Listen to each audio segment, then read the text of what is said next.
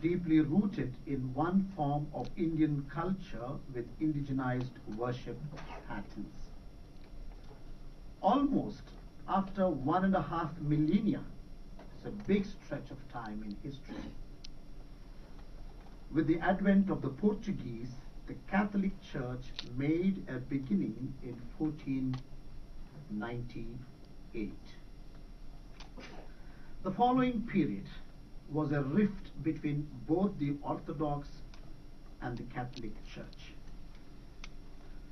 Only later the Protestant missions began missionary work in India from the early 18th century.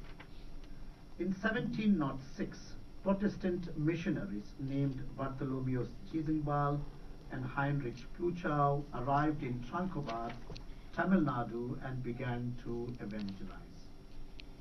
In the following 19th century, many Protestant missions began missionary work in several parts of India. There were Christian missions working in the northeast. In Andhra Pradesh itself, evangelization began by the Mennonites, the Baptists, the Lutherans, other denominations, and the Wesleyan Methodist mission. The footnotes here, all in the first page, the footnotes give us a comprehensive literature that is available on the history of Christianity in India, both by the local Indian scholars as well as the Western scholars. Page 2. The Wesleyan Methodist Mission in Telangana region. The Wesleyan Methodist Mission began its ministry in 1879 in the Telangana region, beginning in Hyderabad, which was then ruled by a Muslim head of the state, the Nizam of Hyderabad.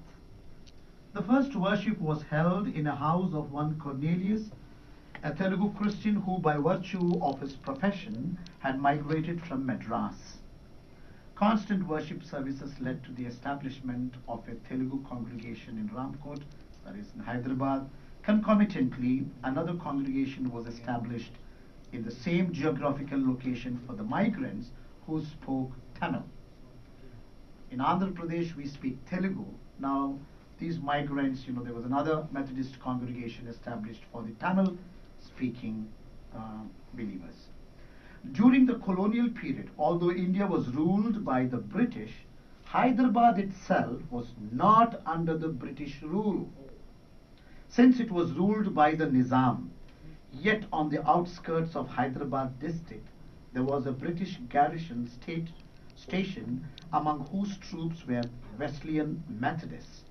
And it was for these Wesleyan Methodist soldiers a church was built for regular worship services.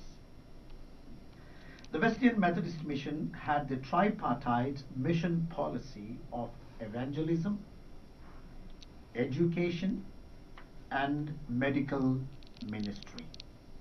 Right after the establishment of churches, a boarding school for girls was established in Hyderabad.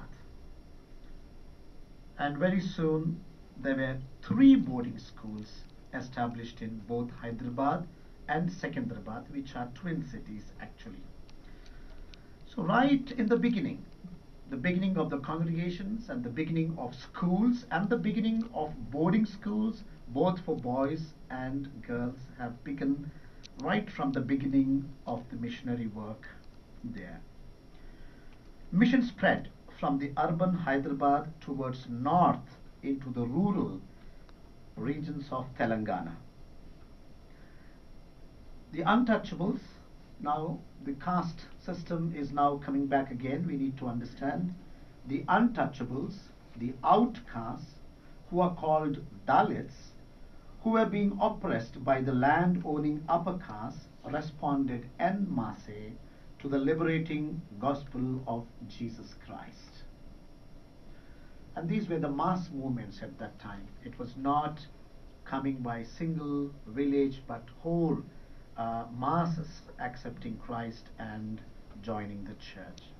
In the beginning of the 20th century, a score of mission centers were established inclusive of boarding schools for boys and girls. Now it's